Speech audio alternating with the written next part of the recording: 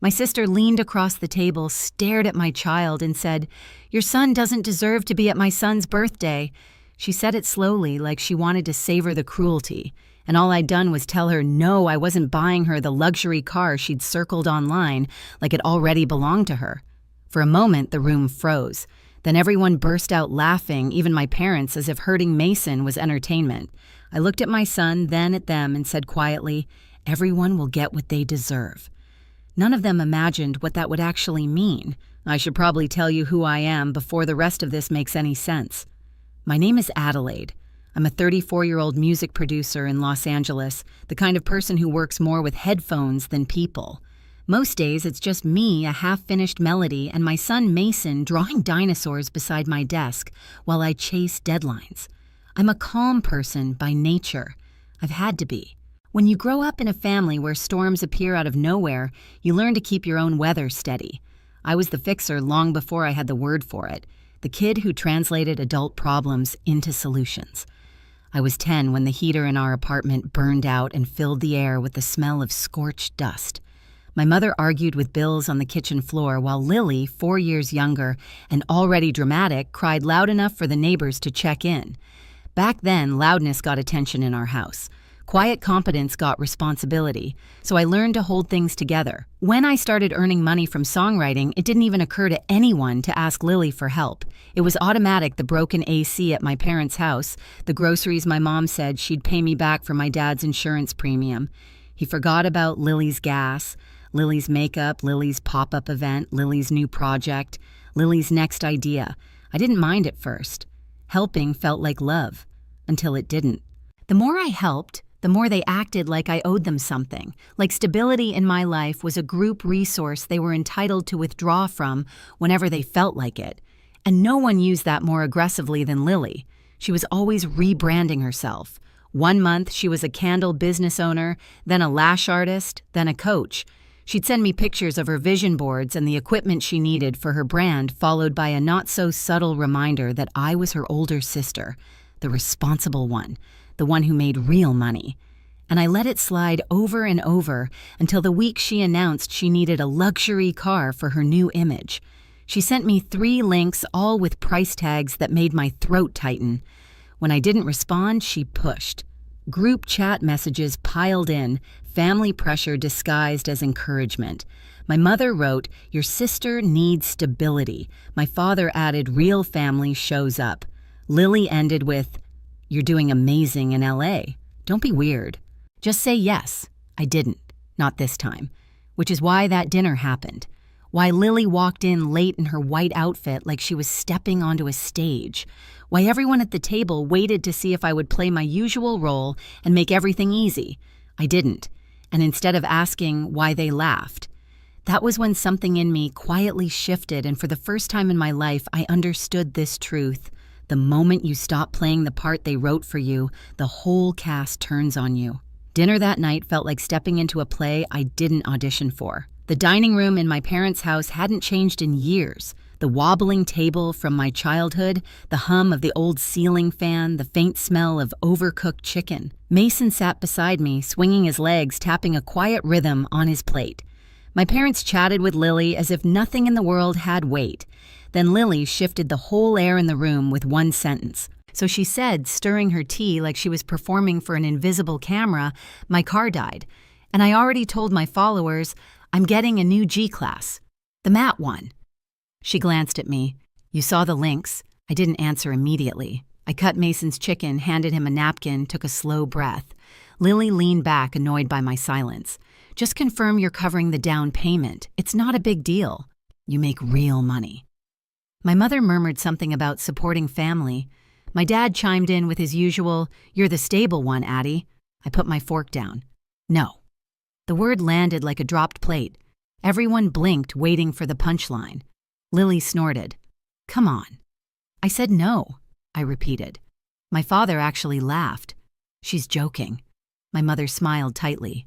"Of course she'll help, she always does." But I didn't smile. I didn't soften it. "I'm not buying a car for you." Silence stretched for a moment before Lily's face hardened into something sharp. She turned toward Mason, who was quietly coloring a dinosaur on the back of his paper placemat. "Then your son doesn't deserve to attend my son's birthday."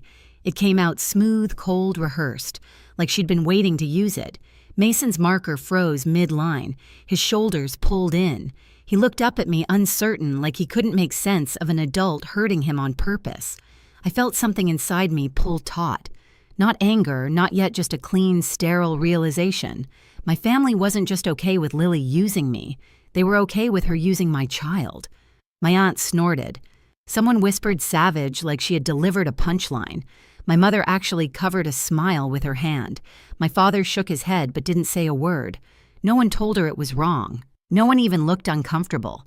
I looked around the table and saw years of small cuts lining up into one long wound. Every gas bill I paid, every late-night transfer, every apology I made for Lily's behavior. Every time I told Mason, "They love you, baby," even when their actions said otherwise. I inhaled once steady. "Everyone will get what they deserve," I said quietly. They kept laughing. They didn't hear it for what it was, a boundary forming in real time.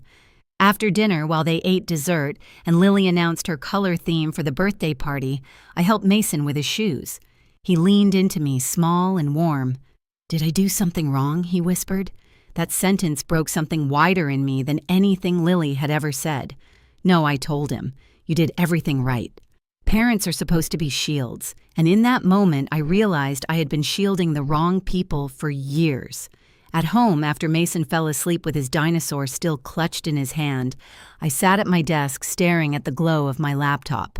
The house was quiet, but my mind wasn't. This wasn't a flare-up. It wasn't a misunderstanding. It was a pattern. And patterns don't break on their own. Someone has to grab the edges and tear. When we got home that night, the house felt heavier than usual, like the air itself was waiting for me to make a decision I'd avoided my entire adult life. Mason went straight to the couch with his dinosaur curling into the corner the way he always did after something confusing or painful. I heated some leftover pasta, sat beside him, and watched his small shoulders rise and fall. He didn't bring up what Lily said. Kids never know how to name the hurt, only how to carry it. After I tucked him into bed, I stood in the doorway for a moment, listening to the soft rhythm of his breathing. That sound had carried me through deadlines, breakups, exhausted mornings, chaotic family calls. It grounded me. It reminded me who actually needed me and who didn't. I walked to my desk. The glow of my laptop lit up the small room, casting long shadows across Mason's crayons and toy cars scattered on the floor. I opened a blank note and typed one word at the top: boundaries. Not anger, not revenge, just the thing I had never been allowed to have. Then I began listing everything my family quietly relied on me for: my mother's phone line on my plan, my father's insurance that I'd been temporarily covering for months, Lily's storage unit connected to my card, streaming services, music apps, subscriptions, payments I'd taken over out of guilt, exhaustion, or habit. Seeing it in writing made something in my chest shift. It wasn't cruelty to stop, it was clarity. I drafted 3 emails, no emotion, no essays about the past, no explanations they'd twist later, just facts. To my mother, effective tomorrow, her phone line would be transferred. I included the steps. To my father, his insurance payment would switch to his own card on the 1st of the month. To Lily, an itemized list of the money she owed me, the dates, and a reasonable payment plan. I ended with one sentence: "I am not a lender." I reread each message, deleting anything that sounded angry. Anger was fuel, but clarity was strategy. Before sending them, I whispered the same sentence I'd said at dinner, but this time it wasn't a warning. It was a promise to myself.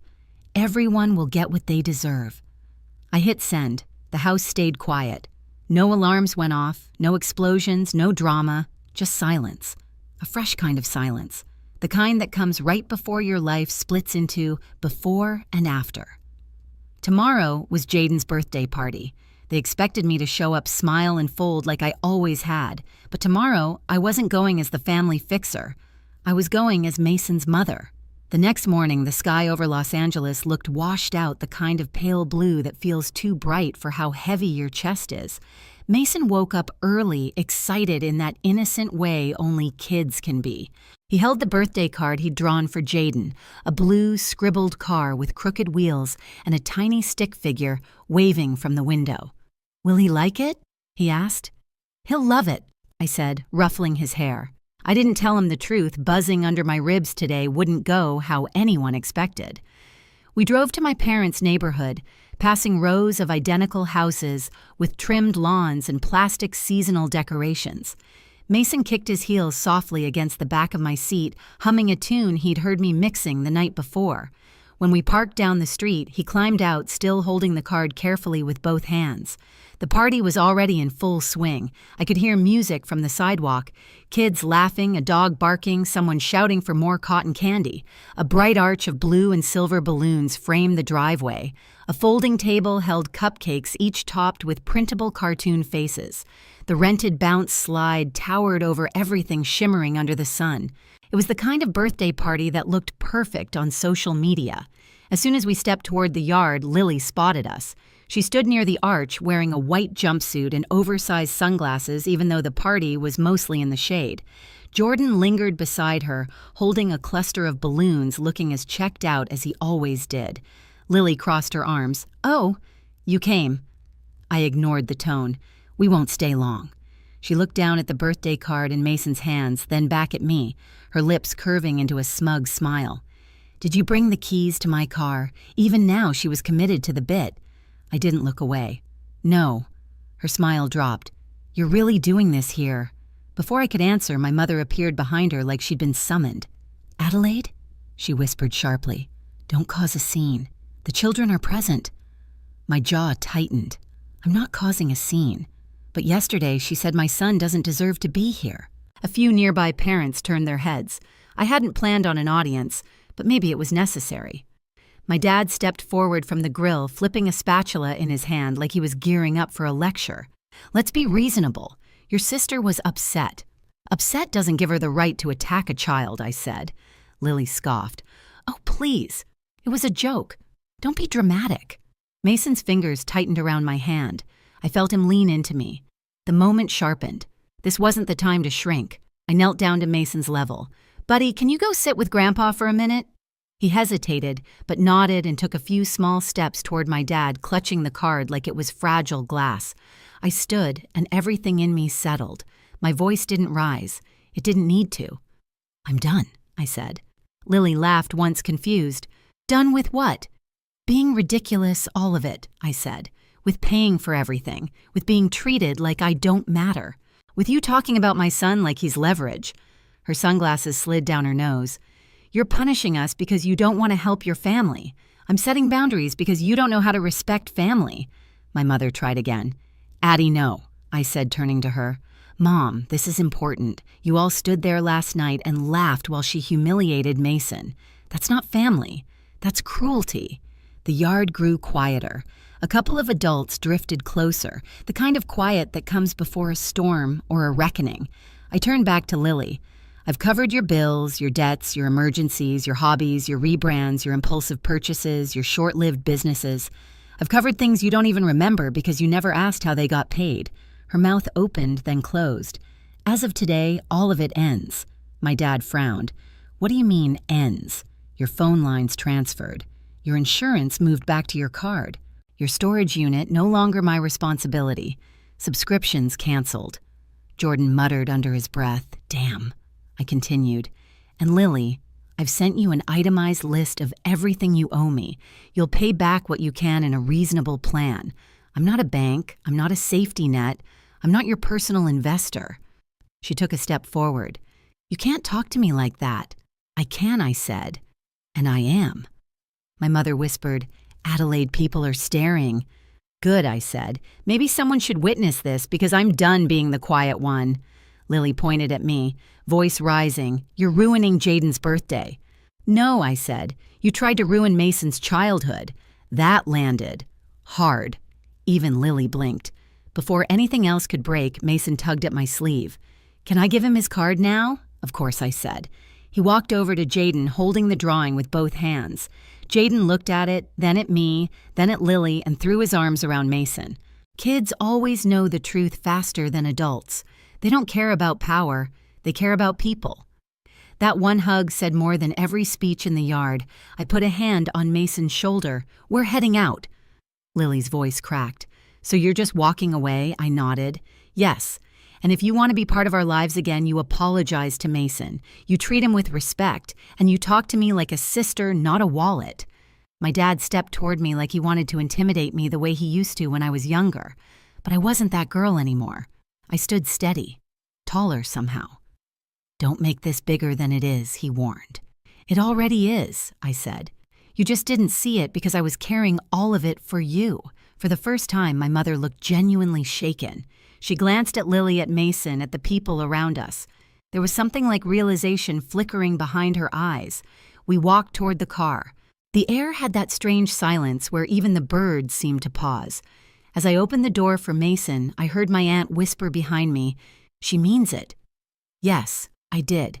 And for the first time, I wasn't afraid of what would happen when I stopped being the family's solution. Because the truth was simple. They had no idea what awaited them. Not yesterday, not today, and not in the life I was finally choosing to build. By Monday morning, the consequences began landing exactly where they belonged. My phone buzzed with confirmations, the carrier processed the line transfers, the insurance office updated the payment method, and 2 streaming services sent polite emails thanking me for my time. It felt like clearing a cluttered room I'd been trapped in for years.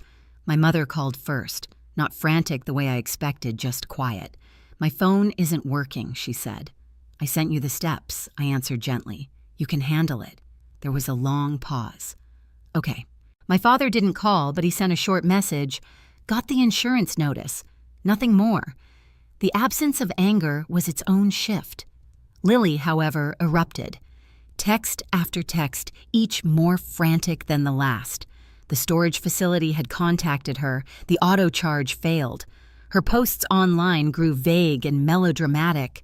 Dark backgrounds, dramatic captions, polls about fake family. I didn't respond. I didn't need to.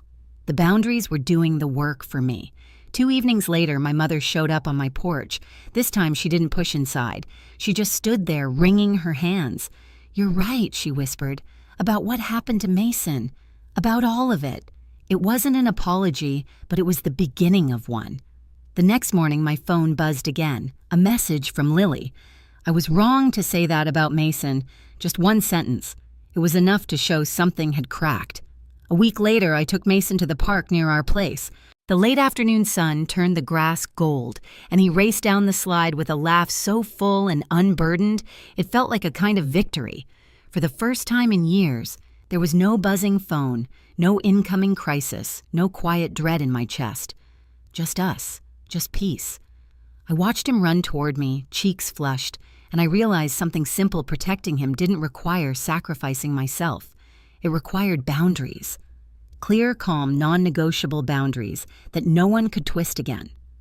If this story resonates with you, share your experience below and subscribe for more stories like this.